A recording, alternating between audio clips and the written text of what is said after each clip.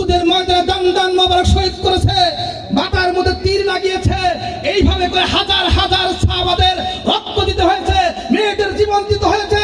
এর বিনিময়ে এই 15টি বছর কোরআনের আন্দোলনের কারণে যুদ্ধের ময়দানে 28টি যুদ্ধের প্রধান সেনাপতির দায়িত্ব আমার নবী আপনার নবীর বিপ্লবী নবীর করার পরে এই কোরআন জমিনের মধ্যে প্রতিষ্ঠিত হয়ে যার যার অধিকার পৃথিবীর মানুষগুলো পেয়েছে। কথা বলেন ঠিক কিনা?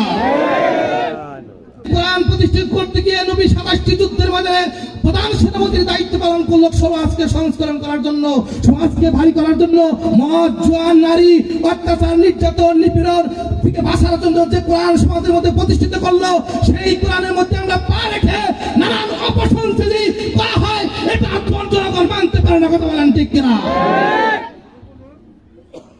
তোমাদের 5টা জায়গায় সম্পত্তি মায়েদেরকে বানিয়ে দিল, বাবার সম্পত্তি, মার সম্পত্তি, স্বামীর সম্পত্তি, তোমাদের সেই জেলমোহরের টাকা আজকে সকল টাকা থেকে তোমাদের বঞ্চিত হয়েছ।